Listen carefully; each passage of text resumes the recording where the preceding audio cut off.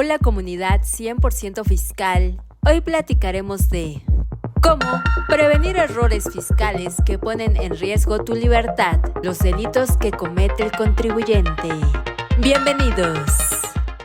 Buenos días amigos de 100% Fiscal, les agradecemos mucho su presencia en esta plática. Como saben, estamos en un proceso muy interesante en el cual la autoridad fiscal se encuentra en un proceso de aumentar la recaudación, de buscar que el contribuyente cumpla con sus obligaciones fiscales, pero el hecho es de que tuvo que endurecer las formas de presionar al contribuyente, porque desafortunadamente el contribuyente en el país sigue realizando actividades que no son propias de un contribuyente cumplido. Entonces, este es nuestro tema y el elemento fundamental, amigos, vamos a diferenciar entre la acción como tal administrativa con referencia a la acción que lleva a cabo el contribuyente con la intención de engañar al fisco, y de esa forma se convierte en estas acciones en un delito fiscal. Entonces, comenzaremos avanzando. Por favor, adelante. Bienvenidos. Vamos a ir dejando integrar mucha gente porque el asunto es que el sistema, algo le pasa a los sistemas y todas las personas interesadas pues han tardado un poquito en integrarse. Bueno, entonces amigos, ya saben, esta plática nos trata de una historia fiscal. Esta información está fundamentada en el 197 del Código Fiscal. No es ningún diseño, conversión, organización, implementación o administración de un servicio, sino más bien que sea un esquema reportable, ¿no? Sino más bien es una opinión y comentarios de nuestra parte. Trataremos de buscar esta plática orientada en un lenguaje más coloquial que técnico, porque muchas de las personas que nos acompañan no son abogados, en algunos casos tampoco contados, son empresarios, son gente que vive todos los días como contribuyente en el país. Entonces, para nuestros amigos abogados y contadores, eh, hacemos esta notita para que busquemos un lenguaje más coloquial, para que todos los compañeros que se acercan nos puedan comprender. Adelante, por favor. Y nada más bien podamos explicar. Hoy me acompaña el licenciado Pedro Ángel Dávila Martínez y su servidor, y hemos estado trabajando mucho estos temas. Recientemente la autoridad ha llevado a cabo muchas querellas y antes de la querella pues hay otros procesos antes previos a la realización de esta conducta, y la autoridad las identifica y bueno, pues hay que llegar a algunas situaciones. Vamos a ver cómo se va tejiendo este delito fiscal y cómo hay medidas alternativas para evitarlos. Adelante, por favor. Sale, pues descarguen el material, ya saben amigos, a través de nuestras redes, a través de un link aquí en el chat. Aquí el documento ya está en el chat, y los amigos que quieran una constancia de esta plática, mandan un mensajito por WhatsApp a nuestras redes y con mucho gusto les vamos a hacer llegar la constancia.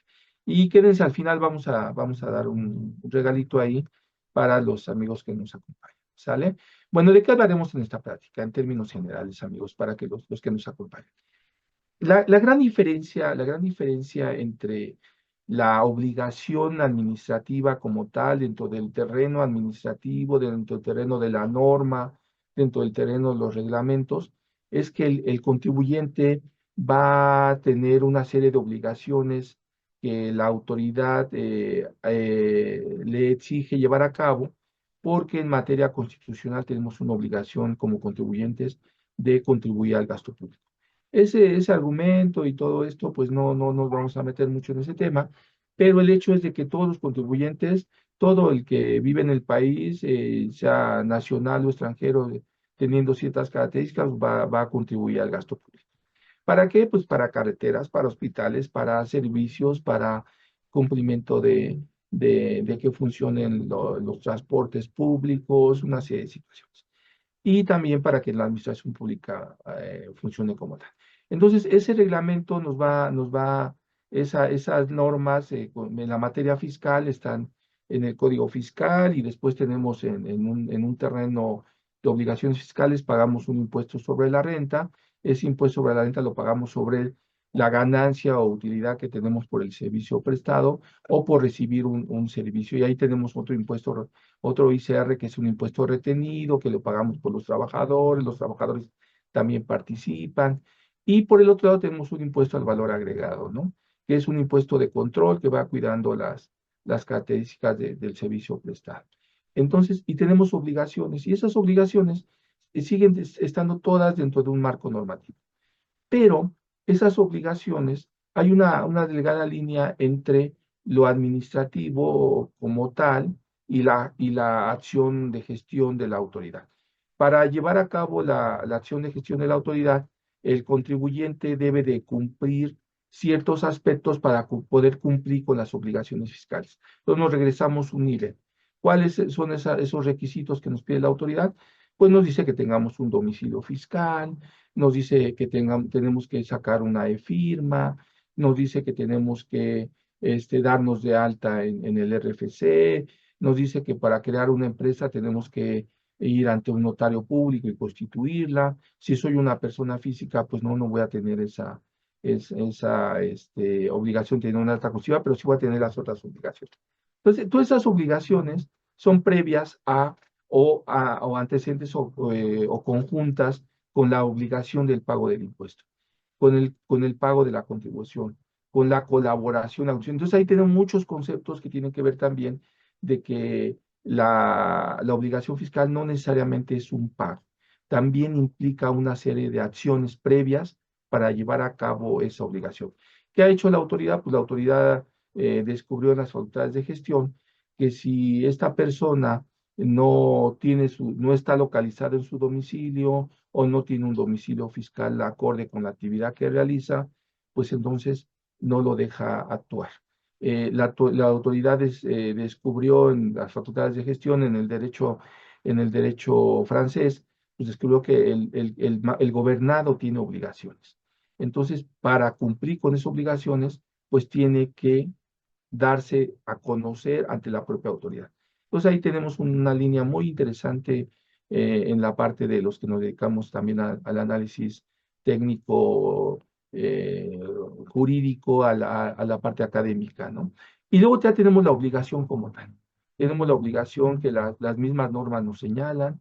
La norma me señala que para que yo pueda adquirir un bien, pues tengo que tener un comprobante de ese bien y ahí la materia fiscal se abre en un panorama. Para comprar una casa habitación, pues tengo que ir ante un notario, el notario va a reconocer el bien, pero ahora también ya tenemos que tener un CFDI para comprobar la adquisición de ese bien. O para comprar un vehículo, y entonces el fisco va cerrando los círculos para demostrar que la propiedad de ciertos bienes tiene que tener esas características. Pero en esa línea, en el mundo ideal en el que trabajamos y que decimos, tengo obligaciones y estas obligaciones tienen ciertas reglas. La delgada línea en el delito del contribuyente está cuando el contribuyente obstaculiza las facultades de comprobación de la autoridad. Y esa obstrucción de facultades de la autoridad tiene una serie de elementos que nosotros llamamos en el derecho fiscal acciones de conducta, ¿no? Yo no hice esto porque no quise que me localizaran en mi domicilio, eh, no presenté la declaración aunque yo estaba obligado, no presenté el pago provisional aunque yo estaba obligado, no obtuve los FDIs para demostrar la operación, pero siguen siendo acciones de conducta. Siguen siendo acciones de conducta porque el contribuyente, el administrado, cuando llamamos desde el derecho público, el administrado no cumplió con esa operación. Pero la autoridad, en esos momentos, la autoridad nos va a decir, aquí tenemos un asunto en el cual el contribuyente está obstaculizando la acción del Estado, ¿sí? Está obstaculizando la acción del Estado. No me localizaron, no me encontraron, no presenté y dice, no pasa nada. Pues no, sí pasa, porque el Código Fiscal de la Federación, en el terreno que estamos, pues es esa obstrucción de las facultades de comprobación de la autoridad, esa omisión de la obligación, pues es un hecho que limita las acciones de la autoridad. Y ahí ya estamos en un terreno que pasa de la parte eminentemente administrativa a una parte de obligaciones del contribuyente. Y dice la autoridad, pues para mí lo hizo con otra intención. lo hizo con la intención de que yo no lo pudiera localizar, lo hizo con la intención de que yo no pudiera comprobar esta acción, no presentó la declaración para que yo no pudiera saber qué es lo que estaba llevando a cabo. Y ahí todavía el contribuyente, pues a lo mejor es un contribuyente cumplido, tiene todos sus FDIs, tiene sus estados de cuenta bancarios, llevó a cabo las operaciones, todo está dentro de un terreno muy cumplidor de la disposición, pero ¿qué crees? No se lo muestro a la autoridad, no dejo que la autoridad compruebe. Entonces la autoridad dice, aquí en esta parte, como me está obstruyendo, como no me deja avanzar, aquí hay una acción delictiva, ¿sí? Porque no me deja trabajar. Y luego viene otro terreno, amigos, que es la parte en que vamos a ir identificando esta conducta. Cuando ya viene la acción del dolo. Yo lo hago con la intención de que no suceda esta situación.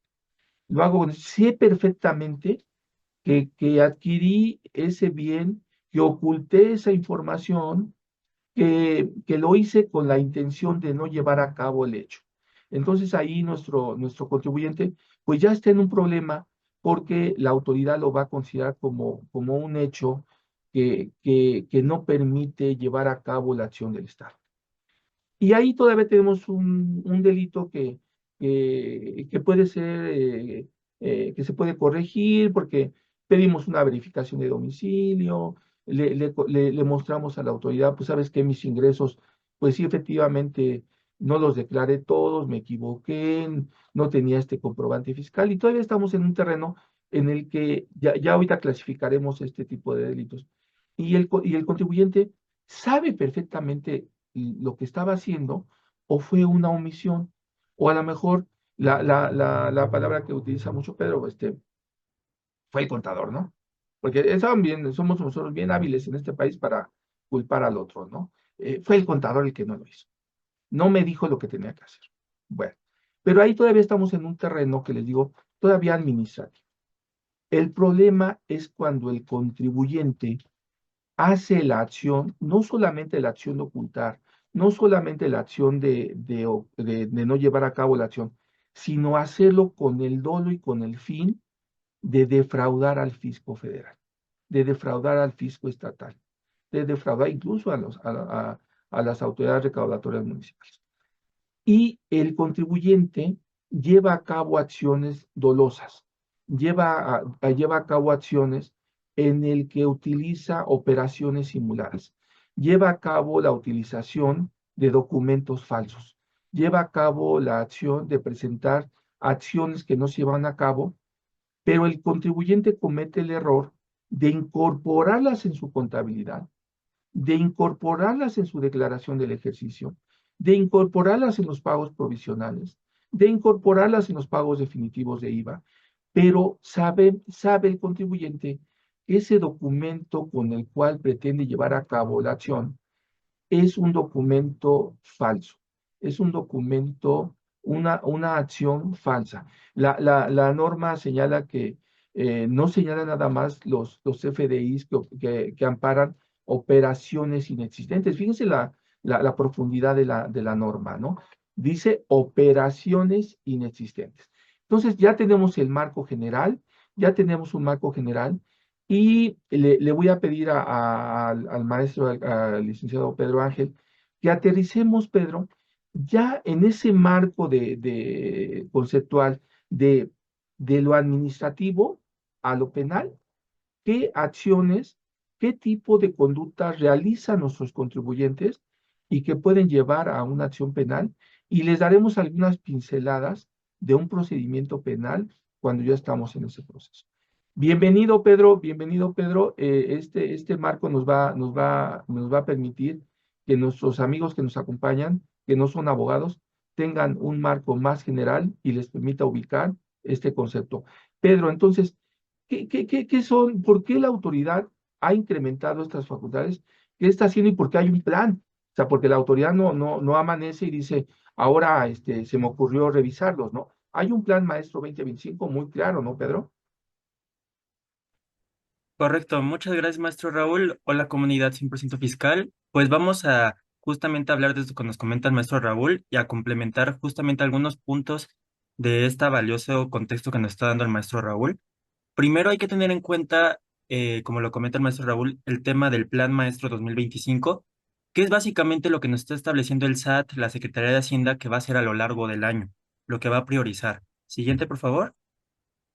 Bueno, en este plan maestro, el SAT muestra una sección específica dedicada a la fiscalización contra la evasión y el contrabando. Aquí nos habla de qué herramientas va a seguir utilizando para seguir fiscalizando al contribuyente, de cómo va a priorizar el intercambio de información entre autoridades, porque las autoridades se pasan la información para poder detectar y fiscalizar a los contribuyentes. Siguiente, por favor, Dulce. Pero muy importante, en esta parte de la fiscalización contra la evasión y el contrabando, nos interesa mucho el segundo punto que podemos ver aquí, donde el SAT o en general la Secretaría de Hacienda y Crédito Público nos mencionan que van a priorizar participar con la Fiscalía General de la República, lo que coloquialmente conocemos como el Ministerio Público. ¿Para qué? Para fortalecer los asuntos relacionados con delitos de defraudación fiscal y ahorita que nos interesa también sobre emisión y utilización de comprobantes que ellos llaman falsos. ¿Para qué? Para conseguir la vinculación a proceso de estas personas. Entonces aquí podemos ver que la autoridad ya está priorizando atacar por la parte penal a los contribuyentes que están detectando que llevan a cabo estas conductas. Siguiente, por favor. Ahora bien, muy importante, el pasado 31 de diciembre de 2024 hubo una reforma constitucional muy importante al artículo 19, en el cual se establece el catálogo de delitos que ameritan prisión preventiva oficiosa. ¿Qué pasó? Este catálogo fue ampliado y se estableció que también amerita prisión preventiva oficiosa cualquier actividad relacionada con falsos comprobantes fiscales, como ellos les llaman. Este tema lo vamos a tener más en cuenta más adelante, pero es muy importante tener este contexto de que las autoridades están reforzando estas medidas penales para perseguir a los contribuyentes que consideran pues están cometiendo delitos fiscales. Siguiente, por favor.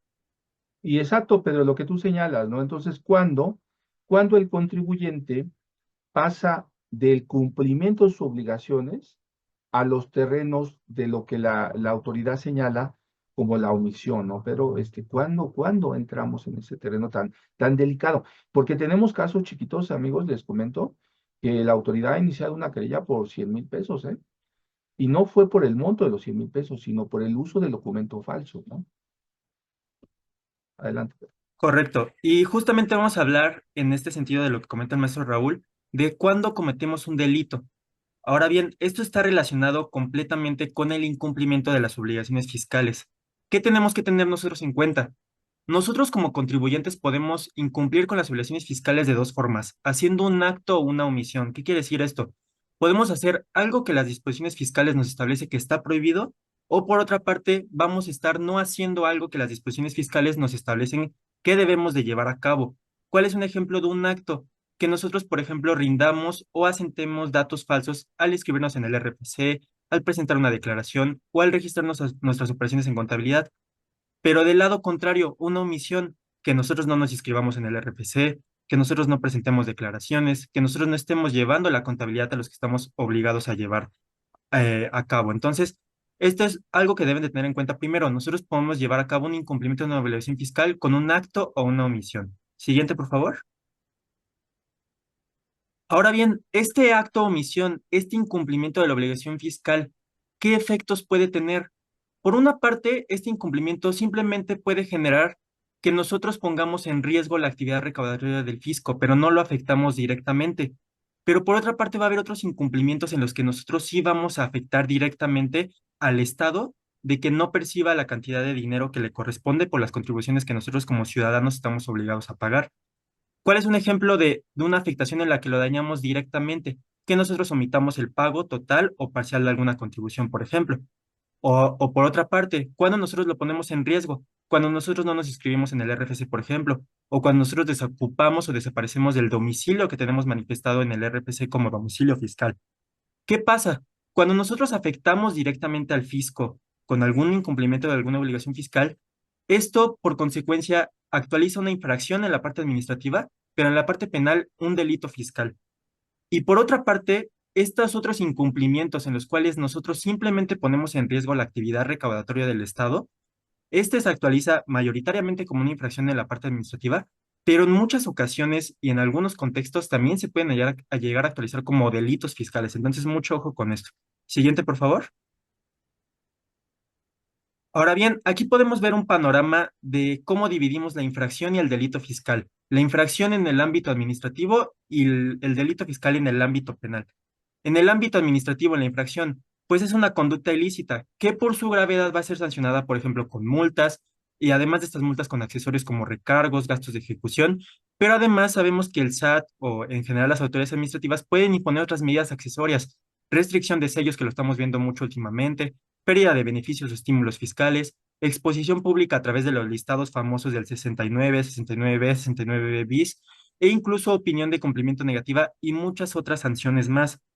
Pero ahora bien, en el ámbito penal, ¿qué pasa cuando cometemos un delito fiscal? Pues esta por su gravedad es sancionada por una privación de libertad mediante penas de prisión y más en su caso, en el caso de defraudación fiscal, una reparación del daño que tendrá que hacer el contribuyente al Estado. E incluso para personas morales, aunque las personas morales no pueden ser encarceladas, ellas también tienen penas que corresponden a la materia penal. Multas, suspensión de actividades, clausura de locales o establecimientos e incluso la disolución, entre otras más que vamos a ver más adelante. Siguiente, por favor. Exacto, Pedro. Y fíjate que en este cuadrito, para nuestros amigos que nos acompañan, está muy claro, amigos, la diferencia en el ámbito administrativo, que sigue siendo acciones que la autoridad va a aplicar y dice, bueno, pues no me cumpliste, pero voy a castigar con recargos, actualización. No lo pagué en tiempo y forma, pues voy a pagar accesorios, recargos, más una multa por haberlo hecho. Y ahorita lo que está de moda, que tenemos tormenta de restricción de certificados sello digital, tormenta de certificados, opiniones de cumplimiento negativas. Y abajo tenemos el aspecto penal. Pero nada más quiero hacer un comentario, Pedro. El hecho es que la autoridad, en el momento en que actúa, puede, puede hacer las dos cosas al mismo tiempo, ¿eh? Revisar en el ámbito administrativo y aplicar el procedimiento penal y corren suertes diferentes. Hemos tenido en el Tribunal Fiscal, el Tribunal Federal de Justicia Administrativa, el procedimiento y el expediente administrativo, y en el ámbito penal, la conducta ilícita, ¿sí? La conducta dolosa, ¿sí, verdad, Pedro? Entonces, oye, Pedro, y entonces, ¿cuáles son los principales delitos fiscales y cómo nuestros amigos que nos acompañan con su contador, con su abogado, van a identificar ese delito para que puedan tomar una especie de diagnóstico? En los diagnósticos que llegamos y hacemos en las empresas que me dicen, oye, es que me llegó y no hicimos nada, no, pues a la hora que revisamos, pues efectivamente sí habían hecho, ¿no? ¿Cuáles son los elementos, Pedro, para un delito fiscal? Correcto. Pues miren, los delitos fiscales los podemos encontrar en el título cuarto, capítulo segundo del Código Fiscal de la Federación. ¿Cómo podemos definir a los delitos fiscales? Pues son incumplimientos de obligaciones fiscales, pero que por su gravedad ameritan una privación de libertad mediante penas de prisión. ¿Por qué? Porque mediante estos incumplimientos se violentaron las normas y principios más elementales del sistema tributario. Siguiente, por favor. ¿Qué características definen a los delitos en México? Aquí en México, como lo comentaba el maestro Raúl, no hay cuantía mínima para que se configuren. Hay otros países en los que sí existe una cuantía mínima. Por ejemplo, en España, la cuantía mínima es de 120,000 euros. Pero aquí en México no. Aquí en México nosotros podemos defraudar al fisco desde 1 peso y desde eso se considera un delito. Ahora bien, sí es cierto que la autoridad prioriza ciertos montos para elevarlos a un caso penal. Por ejemplo, desde arriba de 3 millones. Sin embargo, esto no quita que hemos visto querellas o casos en los que sí persiguen a los contribuyentes por montos más bajos, justamente por las conductas que se llegan a ver implicadas en estos delitos. Ahora bien, otra característica de los delitos en México, que también lo comentó el maestro Raúl, solo se configuran cuando hay una actuación dolosa del contribuyente. ¿A qué nos referimos? Hay actuaciones dolosas y culposas. Dolosa significa que el contribuyente lo hizo de forma consciente, con la voluntad y ánimo de llevar a cabo esa conducta defraudadora, por ejemplo. Pero por la otra parte, en la culposa, tal vez el contribuyente no tuvo la voluntad o ánimo de cometer ese delito. Fue por imprudencia, por negligencia, por omisión de cautela, por no tener cuidado en el cumplimiento de sus obligaciones fiscales. Entonces, en México deben de tener en cuenta que los delitos fiscales solo se cometen de forma dolosa. Siguiente, por favor. Ahora bien, aquí tenemos un panorama que debemos de tener de los actores involucrados que están ya cuando pasamos de la parte administrativa fiscal a la parte penal fiscal. ¿Qué actores se involucran? El contribuyente primeramente, obviamente, que es el acusado de cometer el delito fiscal, y luego seguimos con la Secretaría de Hacienda y Crédito Público, que podemos ver aquí en el diagrama de color negro. La Secretaría de Hacienda y Crédito Público en el proceso penal va a ser la víctima o ofendida del delito que está cometiendo el contribuyente. Y a su vez, la Secretaría de Hacienda y Crédito Público va a tener actores muy importantes que derivan de ella. Por el lado izquierdo podemos ver al SAT, a la Unidad de Inteligencia Financiera, a la Comisión Nacional Bancaria de Valores y otras instituciones que derivan de la Secretaría de Hacienda y que la apoyan en este procedimiento de fiscalización o para obtener información del contribuyente. Aquí esencialmente, obviamente será el SAT la más importante. Y por otra parte, se encuentra la Procuraduría Fiscal de la Federación, que la Procuraduría Fiscal de la Federación, en pocas palabras, es, digamos, el abogado de la Secretaría de Hacienda y Crédito Público. Es su asesor jurídico a lo largo de estos procesos penales. ¿Quién sigue? La Fiscalía General de la República, que es lo que coloquialmente conocemos que les mencioné al principio como el Ministerio el Público, MP. Ujú. que va a ser investigar y perseguir los delitos. Ahora bien, tenemos otras autoridades e instituciones que pueden llegar a participar en esta parte, a las cuales se les va a solicitar información o ellas por sí mismos van a aportar esta información. Incluso también no pueden ser solo autoridades, sino también instituciones o incluso personas. Instituciones bancarias, autoridades fiscales locales, registros públicos locales, autoridades extranjeras y otras autoridades fiscales como el IMSS o el Infonavit. Ahora bien, finalmente, están los jueces del Poder Judicial de la Federación en materia penal, que van a juzgar el caso y a condenar o absolver, en su caso, al contribuyente. Siguiente, por favor. Sí, pero y que fíjate que qué interesante en esta parte que tú señalas, ¿no? Porque a veces, ¿qué nos dice el contribuyente? Se queda con la idea de que solamente es el SAT, ¿no? No es nada más el SAT, ¿eh? O sea, el SAT está acompañada de muchísimas autoridades en el proceso y a partir de 2014 y modificación de 16 en diferentes elementos normativos, la autoridad y sobre todo en el Código Fiscal, la autoridad fiscal pasó a ser, a través de la Hacienda, víctima y ofendido. Y entonces eso nos cambió el panorama en la defensa fiscal, ¿no, Pedro? En la materia penal, ¿no? Oye, Pedro, pero hay delitos que también nuestros amigos nos llaman, ¿no, Pedro? Nos dicen, a ver, hay una defraudación fiscal y nos dice el contribuyente, es que no lo defraudé, pero hay equiparables.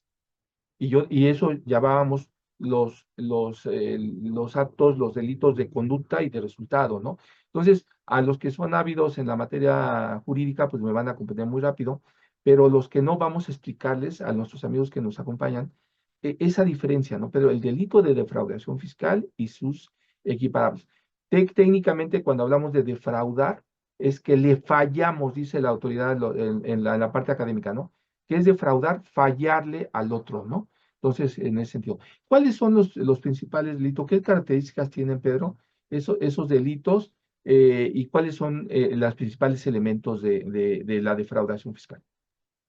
Correcto. Justamente vamos a ver esta defraudación fiscal y sus equiparables, que son conductas que se equiparan a la defraudación fiscal. Primeramente vamos a ver la defraudación fiscal genérica, la que, como lo establece el Código Fiscal de forma genérica. ¿Cuándo llevamos a cabo la defraudación fiscal?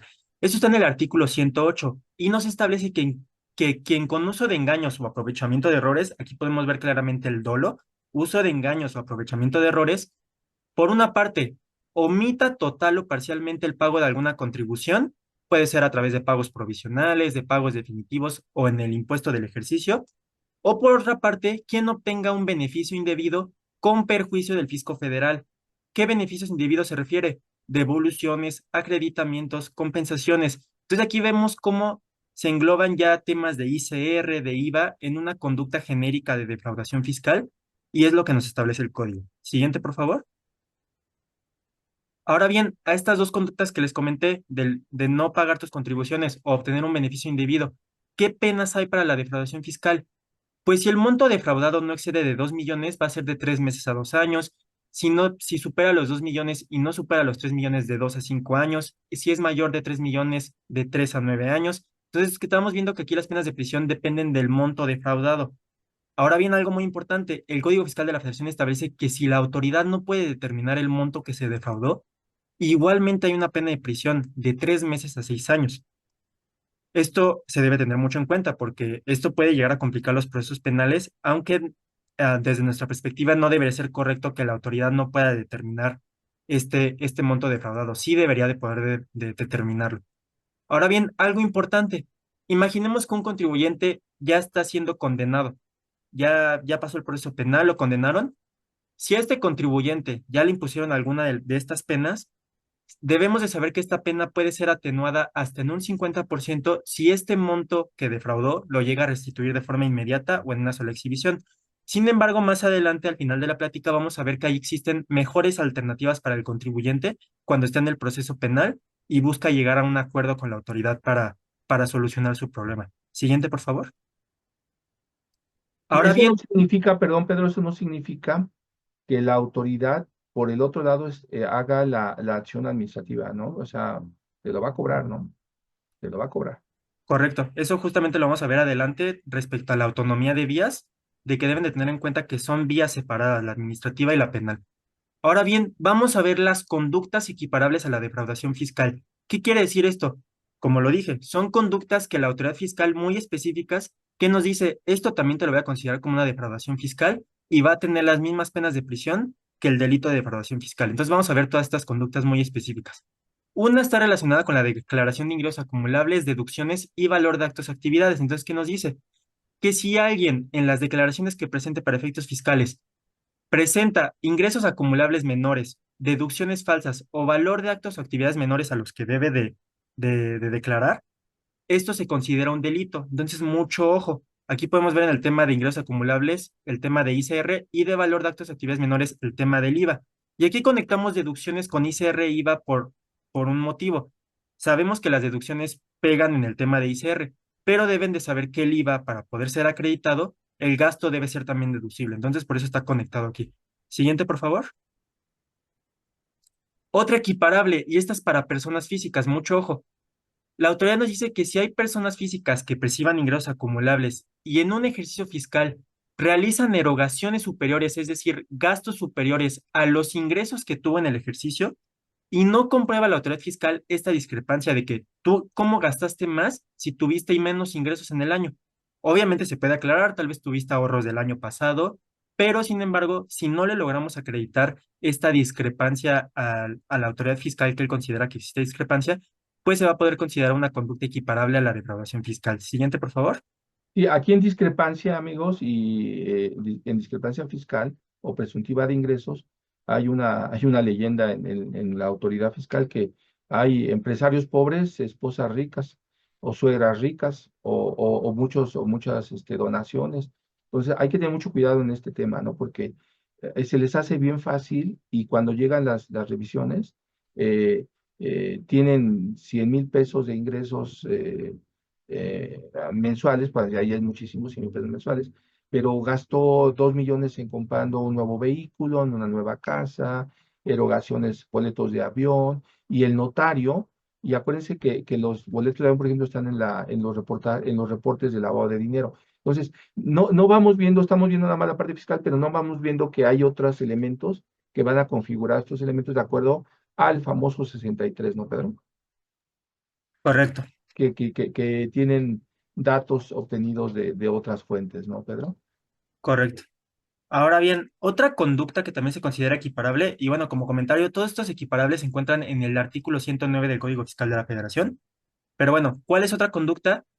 Que se omita enterar a las autoridades fiscales las cantidades que por concepto de contribuciones se hubieran retenido o recaudado. ¿A qué se refiere esto? Retenidas.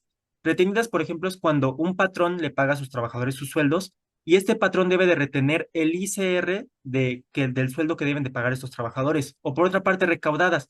En materia de IVA, por ejemplo, un comerciante, cuando le compra a un cliente su bien o su servicio, debe de recaudar el IVA que le paga este contribuyente que adquiere el bien o servicio. Entonces, esto lo considera en específico la autoridad fiscal para pues perseguir este tipo de conductas en las que no enteramos contribuciones que realmente no le pertenecen al contribuyente que las entrega directamente a la autoridad. Siguiente, por favor.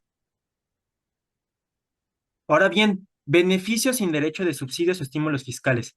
¿Qué nos establece? Que quien se beneficie sin derecho de un subsidio del empleo, por ejemplo, o un estímulo fiscal, por ejemplo, los de las regiones fronterizas, o sabemos que hay empresas que les dan estímulos de investigación, de tecnología, de agricultura, este tipo de estímulos, si alguien se beneficia sin derecho de alguno de estos, de un subsidio o un estímulo, ya que el contribuyente simuló requisitos para acceder al subsidio o el estímulo o usó documentación e información falsa para acceder, pues se va a considerar un delito fiscal equiparable a la defraudación fiscal. Siguiente.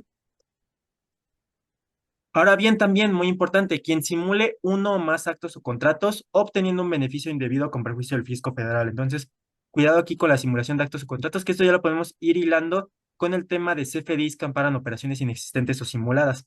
Siguiente, por favor. Sí, pero, y ahí fíjate que interesante también para que nuestros amigos saquen las antenas.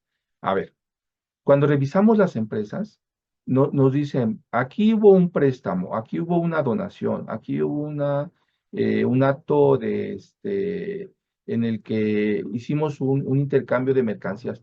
Y el contrato, a los amigos que nos acompañan, pues está mal hecho. Entonces, uno de los delitos, acuérdense que la defraudación fiscal, la acción fiscal, no solamente la comprobamos con los FDIs y con los estados de cuenta, ¿sí? Sino que muchas de esas acciones tienen que ver con instrumentos jurídicos que creemos que son muy fáciles de elaborar. Por eso la autoridad nos pide fecha cierta, por eso nos pide fecha cierta, porque los contratos juegan un papel determinante y luego los contratos, y los técnicamente dicen, no tendrás por ahí, nos mandan, no tendrás por ahí un contrato que me puse, espérame, hacer un contrato es una cosa seria, ¿no? Implica mucha responsabilidad. Y entonces, Pedro, eh, simplemente la omisión de presentar la declaración y pagar la contribución es diferente en el equiparable a defraudación. En la defraudación fiscal, el simple hecho de no haberla presentado ya es un delito, no es un delito ahí de conducta. Y acá tenemos una de resultado, ¿no, Pedro? Porque además de no presentarla, no la pagué, ¿no, Pedro? Correcto, aquí no está hablando un delito de que si nosotros dejamos de presentar la declaración por más de 12 meses, ya sea la declaración de declaraciones definitivas o la del ejercicio que puede ser de ICR o las definitivas, por ejemplo, las de IVA, y nosotros no pagamos la contribución correspondiente, pues se va a considerar un equiparable a la defraudación fiscal. Siguiente, por favor. Ahora bien, muy importante, también quien le llegue a dar efectos fiscales a los FDIs cuando no reúnan los requisitos que establece el Código Fiscal de la Federación. ¿Qué requisitos? Los del artículo 29 y artículo 29A. ¿A qué se refiere esto? Que el CFDI no esté emitido sin los requisitos electrónicos que establece el SAT o, por otra parte, que tenga errores en datos obligatorios, por ejemplo, en el RFC, en el nombre de los contribuyentes, este tipo de cosas. Esto es diferente a los FDIs que amparan operaciones inexistentes o simuladas, nada más para tenerlo en cuenta. Siguiente, por favor. Ahora bien, calificativas del delito de defraudación fiscal y sus equiparables. ¿Qué son las calificativas? Las calificativas son circunstancias, conductas que puede llevar a cabo el contribuyente mientras realiza el delito, por las cuales la autoridad va a considerar que el delito se agrava, que se vuelve más grave. Esto va a hacer que la pena que se le pueda imponer a alguien por cometer alguno de estos delitos se pueda aumentar hasta en una mitad. ¿Cuáles son algunas de estas conductas? Usar documentos falsos, omitir reiteradamente expedir comprobantes fiscales por las actividades que estamos realizando, no llevar contabilidad cuando estamos obligados a ello o asentar datos falsos en esta contabilidad, omitir contribuciones retenidas, recaudadas o trasladadas, que como les comenté anteriormente, este tipo de contribuciones no son directamente del contribuyente que las entera al SAT, sino que este contribuyente las está reteniendo, recaudando, trasladando de otros contribuyentes y por ello el SAT considera que son conductas más graves porque no le estás enterando contribuciones que ni siquiera son tuyas, que son de otros contribuyentes. Ahora bien, también manifestar o utilizar datos falsos para obtener devoluciones, realizar compensaciones de contribuciones que no te corresponden o, por ejemplo, acreditar o disminuir contribuciones. También, que otra cosa, declarar pérdidas fiscales inexistentes. Entonces aquí mucho ojo con el juego de los ingresos acumulables y las deducciones que estemos aplicando, porque si declaramos mal las pérdidas fiscales, pues se puede considerar una conducta muy grave en el contexto de los delitos fiscales. Siguiente, por Y, favor.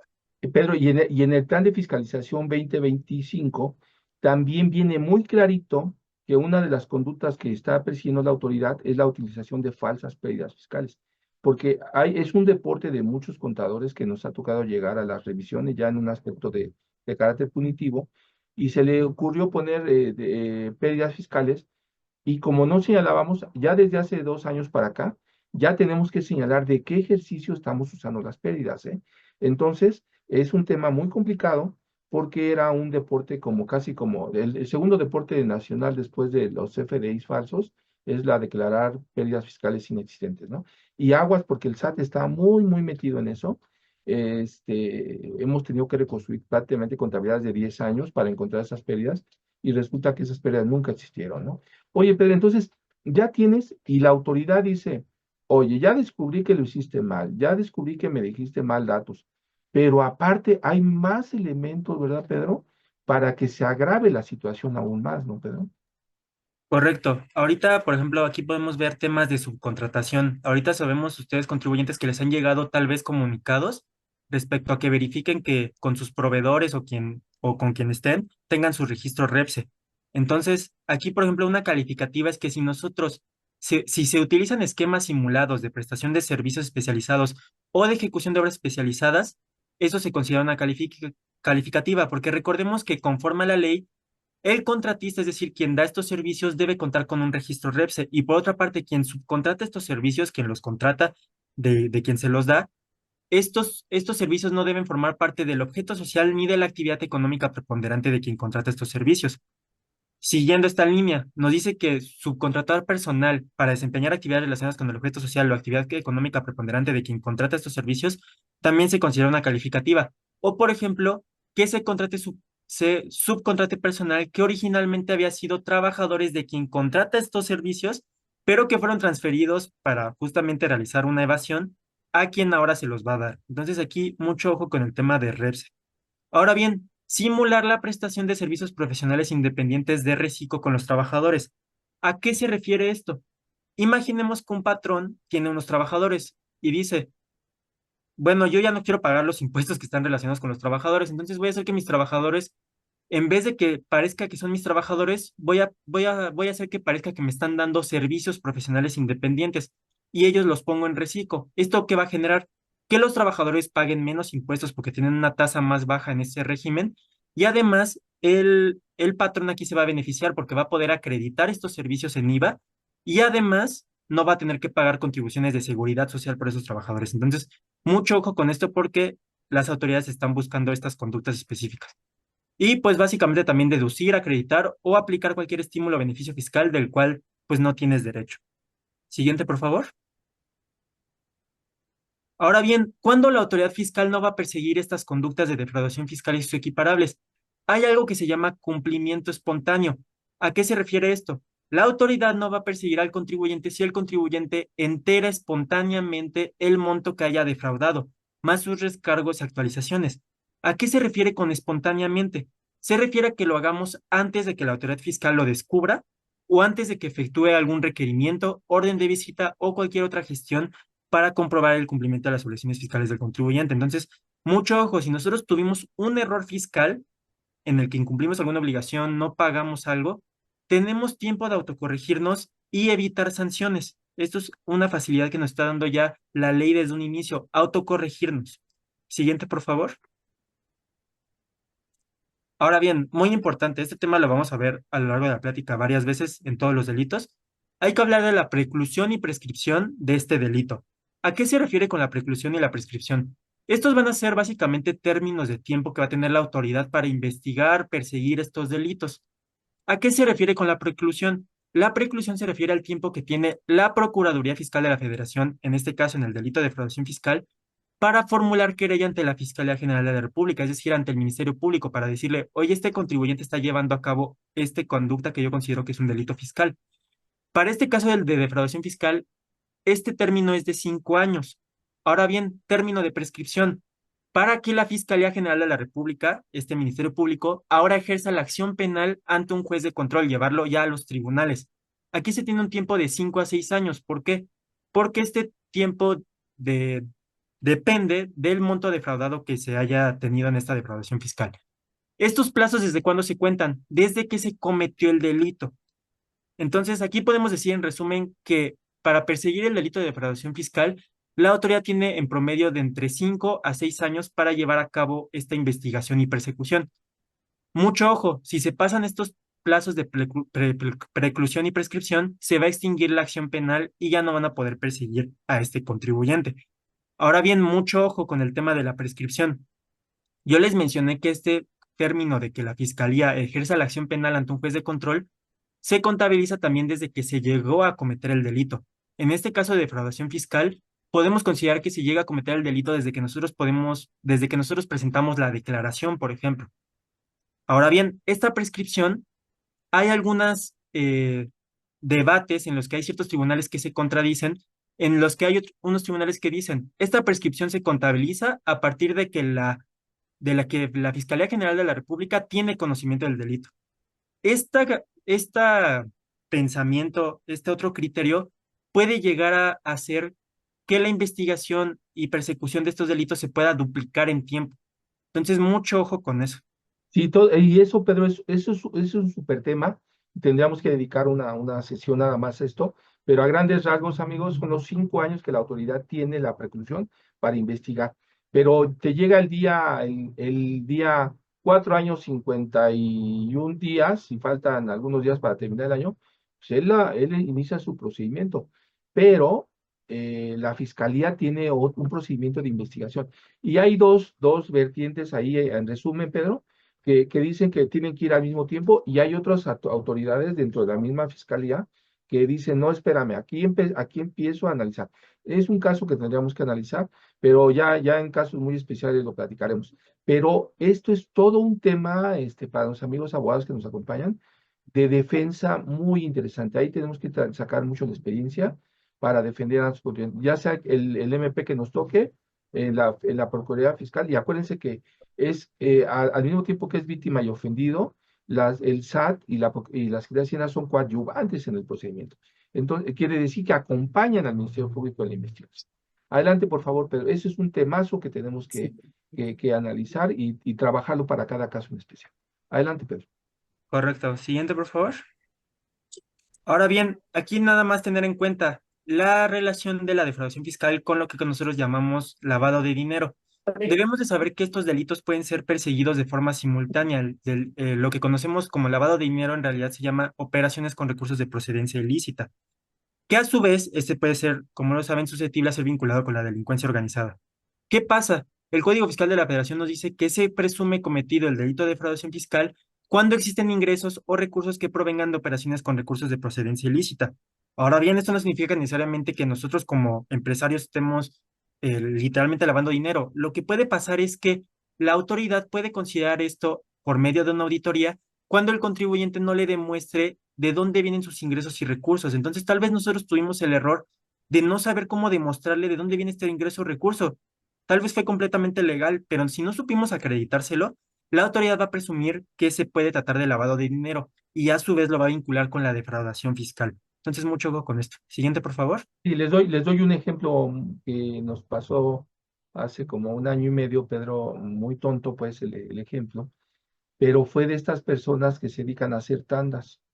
Tenían depósitos en efectivo, muchos depósitos en efectivo, y pues, ya estamos hablando de las famosas tandas grandototas, y depósitos de señoras de depósitos de 25,000, 50,000 pesos mensuales, y llegan y había discrepancia ahí, la señora tenía sus ingresos y ella tenía un trabajo en la que ella percibía 25,000 pesos mensuales. Fue todo un tema demostrarlo, fue todo un tema demostrarlo, pero también hay que tener cuidado porque luego el contribuyente en la venta de facturas recibe el dinero en efectivo y lo deposita en sus cuentas bancarias, ¿no? Y cuando viene la entrevista dice, es que me lo dio a mí fulano, y ya van desatando la madeja y entramos en problemas muy serios, ¿no? Y son acciones muy básicas, ¿no? Cuando hablamos de lavado de dinero, hablamos de otros niveles, ¿no, Pedro? Entonces, adelante, Pedro. Y entonces ya tenemos, y aquí tenemos un saltito, ¿no, Pedro? Muy interesante para los amigos que nos acompañan. Ese monto que tenemos todavía en el que ingresos menos deducciones, menos factor de ajuste por inflación, coeficiente de utilidad, pagamos un resultado fiscal, tenemos un impuesto a pagar. ¿Qué pasa? ¿Qué pasa cuando el contribuyente incorpora a la contabilidad, incorpora a su mundo fiscal eh, esos FDIs, esos comprobantes fiscales que para la autoridad son falsos, que ahí hay un error técnico muy, muy importante, contra el concepto de operaciones inexistentes o simuladas? Porque CFDIs falsos no hay, pero lo que sí hay es operaciones inexistentes. Pedro, a grandes rasgos, platican a sus amigos, ¿cómo es ese delito que aún muchos de nuestros amigos que nos acompañan han escuchado de un amigo, han escuchado que un amigo tuvo esos FDIs, y que tiene incorporados en su contabilidad estos elementos, pero que en el resultado fiscal tienen un efecto muy fuerte, ¿no, Pedro? Correcto, vamos a ver justamente este delito, este siguiente, Dul. Este delito se encuentra establecido en el artículo 113 bis del Código Fiscal de la Federación y como lo comenta el maestro Raúl, va a ser en relación a los FDIs que amparan operaciones inexistentes o simuladas. ¿Qué nos dice esto? Que quien por sí mismo o a través de otra persona expida o enajene, esto es una conducta de los llamados EFOS, o por otra parte, compra o adquiera, conducta de los llamados EDOS, CFDIs que amparan operaciones inexistentes o simulados, tendrá una pena de prisión de 2 a 9 años. Ahora bien, mucho ojo, porque no solo son los que expidan, enajenen, compran o adquieran estos CFDIs, sino que también quienes permitan o publiquen a través de cualquier medio anuncios para que se permita la adquisición o enajenación de estos CFDIs. Entonces, mucho ojo porque estas personas también son sancionadas con las mismas penas de prisión. Es un delito muy grave para la autoridad fiscal. Siguiente, por favor. A ver, pero ahí vamos a hacer, regresa tantito. Fíjate nada más para que nuestros compañeros que nos acompañan, fíjense nada más los verbos rectores, ¿no? Que tenemos. Expida es el que lo elabora, ¿no? Enajena es el que lo venda, el que lo compre y el que lo adquiera. Pero fíjense como en la defensa no dice que lo utilice. Entonces, aguas ahí, primera operación. Entonces, tenemos que tener mucho cuidado cuando hacemos el análisis y analizar para ir viendo cómo vamos con la defensa, ¿no? Pero adelante. Correcto. Siguiente, por favor. Y bueno, para tener bien en contexto el tema, estos CEFOs que les comenté quiénes son las empresas que facturan operaciones simuladas, es decir, son las personas que emiten estos FDIs que amparan operaciones inexistentes o simuladas. ¿Qué pasa? Emiten estos FDIs sin tener la capacidad para prestar los servicios o producir o comercializar o entregar los bienes que están amparados en estos comprobantes fiscales que emiten. ¿Por qué? Porque no tienen activos, personal, infraestructura, domicilio localizable o capacidad material. Y al no tener estos elementos o no ser localizables, pues la autoridad va a presumir que las operaciones amparadas en estos CFDIs que emiten, pues no se llevaron a cabo. Siguiente, por favor. ¿Y quiénes son los CEDOS? Pues van a ser los que adquieren de los CEFOS estos CFDIs, se los compran a precios muy bajos y lo que hacen es simular gastos de operación. Le dan efectos fiscales a estos CFDIs que amparan operaciones inexistentes o simuladas y disminuyen su base gravable de ICR o acreditan el IVA, ¿ok?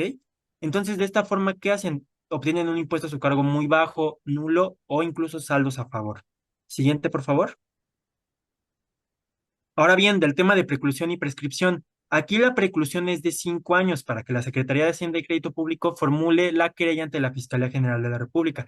Y por otra parte, de prescripción, para que la Fiscalía General de la República ejerza acción penal ante el juez de control, es de 5.5 años.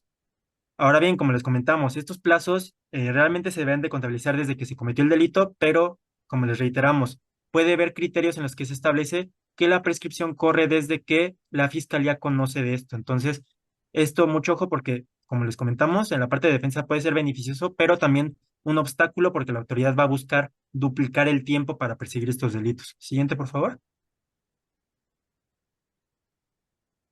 Ahora bien, igual con el tema de lavado de dinero, este delito de expedición, enajenación, compra o adquisición de CFDIs que amparan operaciones inexistentes o simuladas, también puede ser relacionado con el lavado de dinero y puede ser perseguido de forma simultánea. Que como les comenté, a su vez, este tema de operaciones con recursos de procedencia ilícita, pues a su vez se puede relacionar en algunos casos con la delincuencia organizada. Siguiente slide, por favor.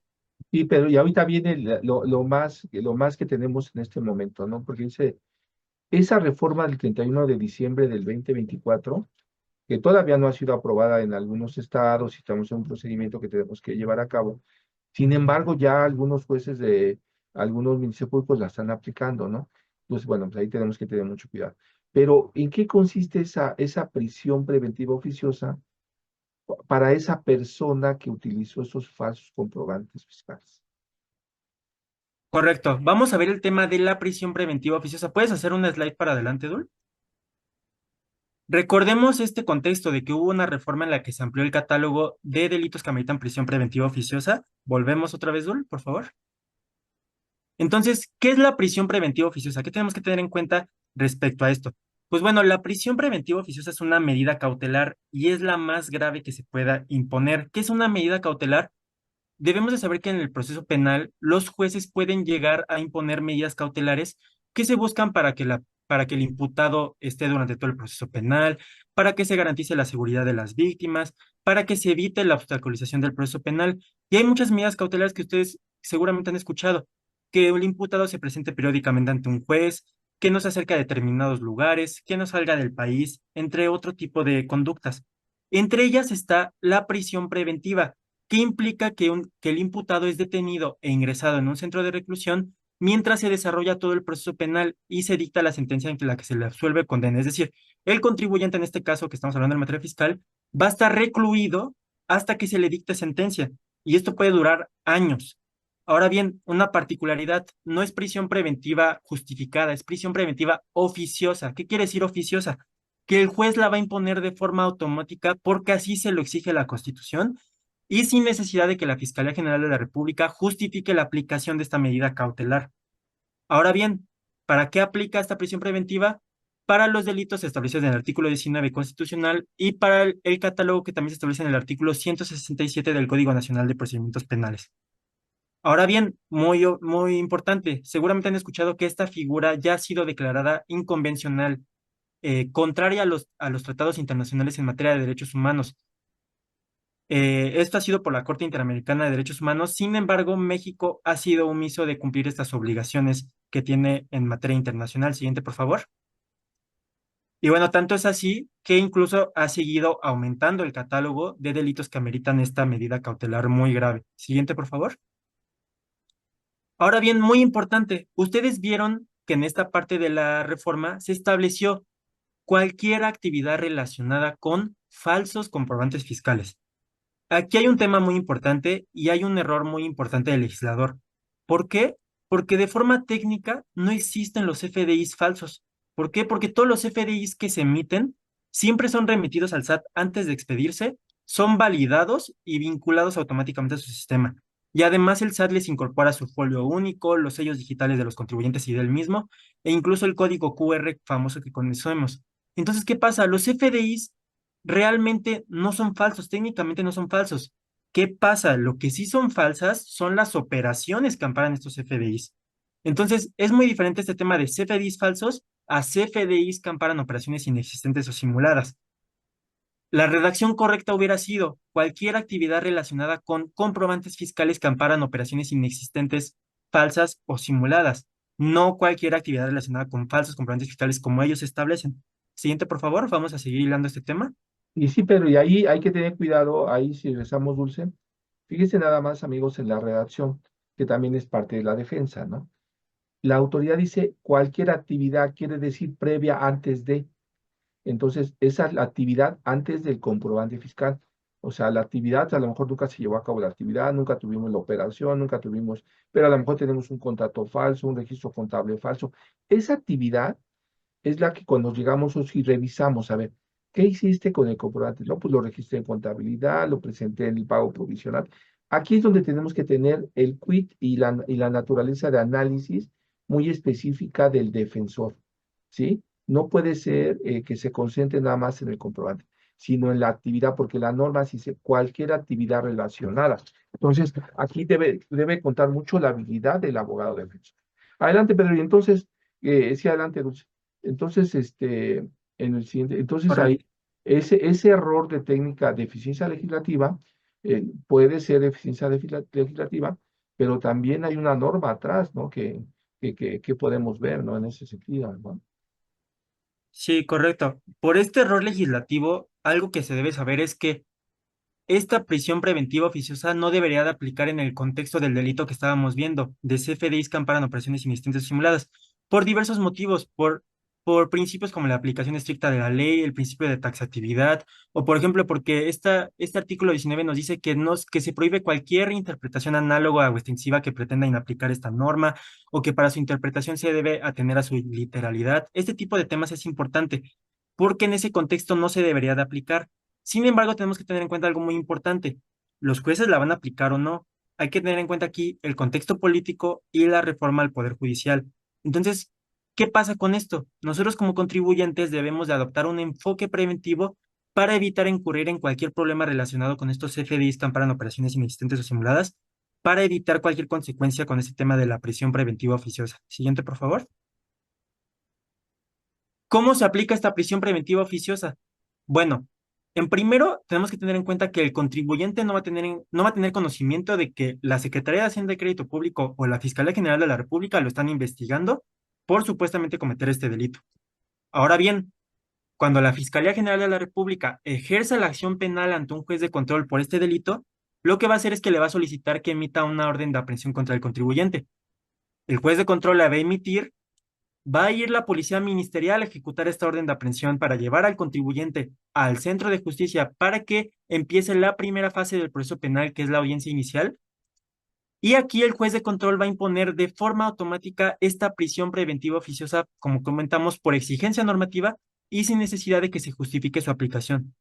¿Qué va a pasar? El contribuyente va a ser ingresado en un centro de reclusión, como les comenté, hasta que se dicte sentencia. Entonces, mucho ojo porque no es de que tú vayas a conocer que te van a acusar por este delito con anterioridad, etcétera. Entonces, por eso tenemos que tener mucho cuidado con no relacionarnos con este tipo de conductas. Es muy grave este tipo de conductas. Siguiente, por favor.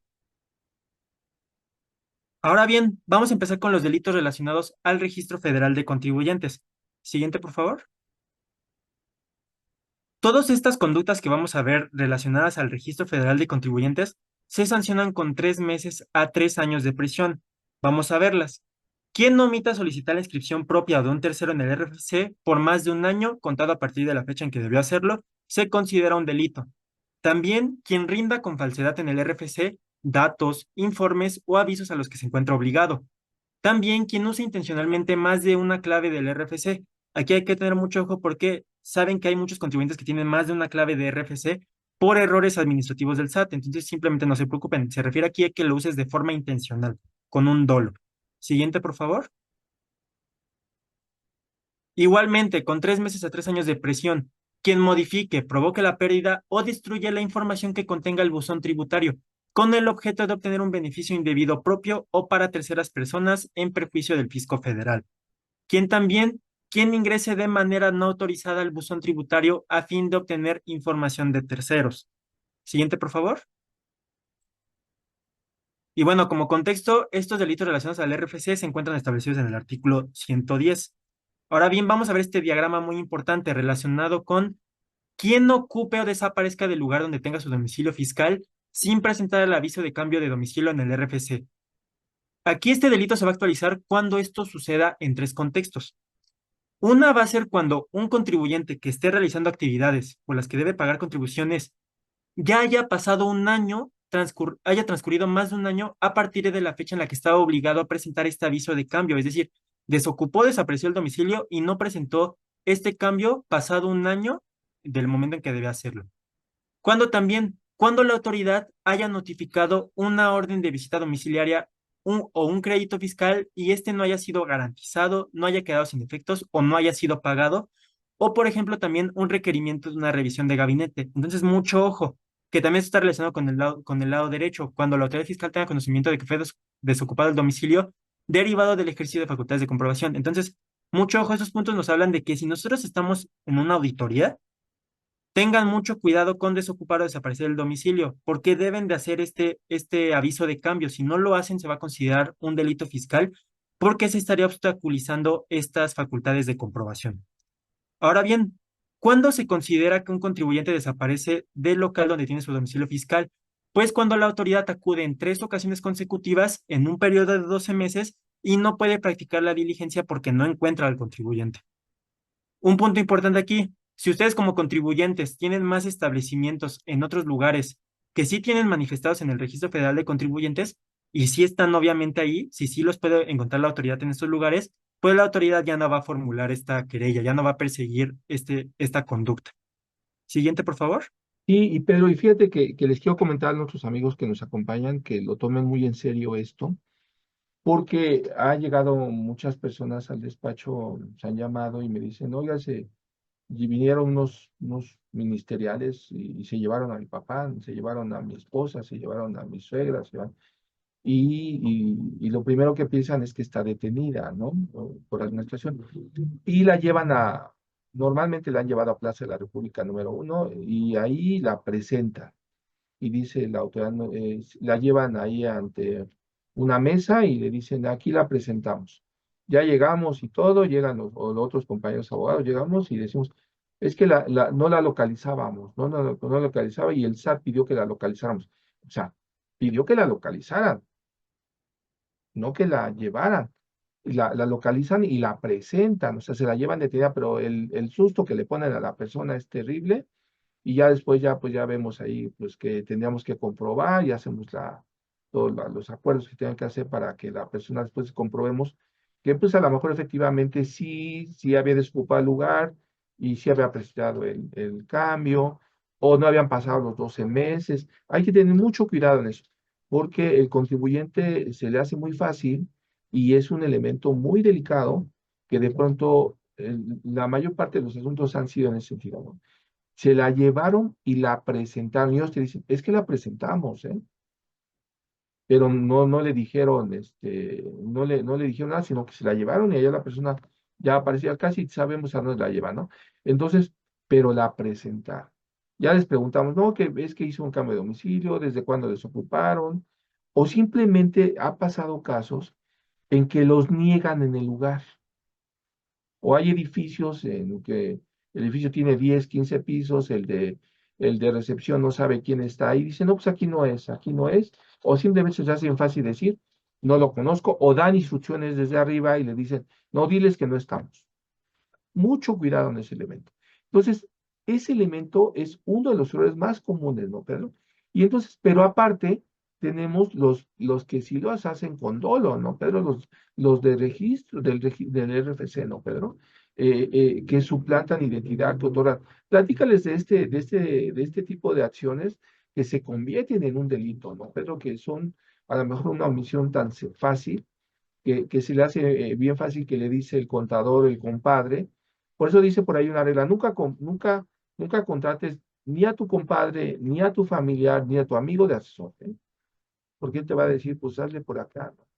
Entonces, y la realidad, pues él nunca ha tenido una empresa ni nunca lo ha revisado. O sea, adelante, Pedro, ¿quiénes tienen estas características de un delito relacionado con el RFC?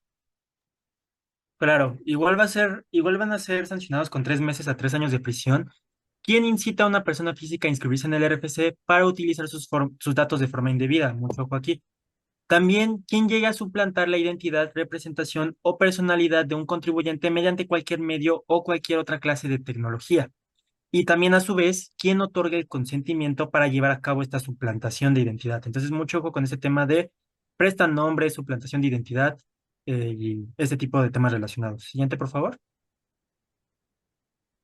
Ahora bien, en este contexto de los delitos relacionados al RFC, igual tenemos la oportunidad de autocorregirnos antes de que la autoridad fiscal efectúe algún requerimiento, orden de visita o cualquier otra gestión para checar nuestro cumplimiento de obligaciones fiscales o antes de que la autoridad fiscal lo descubra. Si nosotros subsanamos esta omisión, si nosotros nos autocorregimos, la autoridad fiscal no va a perseguir este tipo de conductas. Siguiente, por favor. Ahora bien, términos de preclusión y prescripción que ya vimos. Para preclusión 5 años y prescripción aquí 5 años.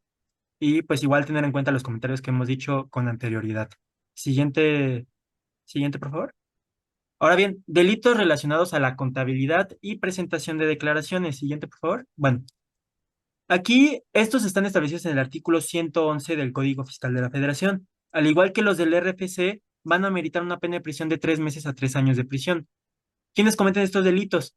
Quien llegue a registrar en sus operaciones contables, fiscales o sociales en dos o más libros o sistemas de contabilidad con diferentes contenidos. Mucho ojo aquí con tener distintas contabilidades y sobre todo con distintos contenidos.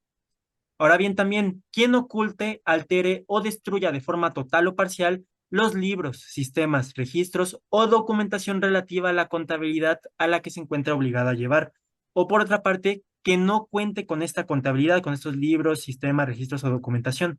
Siguiente, por favor. Y la autoridad te la reconstruye, ¿eh? La autoridad te reconstruye la contabilidad con las bases de datos. Y te Se dice, hace no la tengo, presunciones. pues espérate, ¿no? Sí te la reconstruye. Ya tenemos casos en que se han peleado los esposos o los socios y queman la contabilidad, o que destruyen los sistemas, pero los sistemas ahí están, ¿no? O sea, eso ya no pasa, ¿no? ¿Y quiénes son, Pedro? ¿Cuál es el delito? Asentar datos falsos en la contabilidad, ¿no? Pero y ahí las sanciones son fuertes, ¿no, Pedro?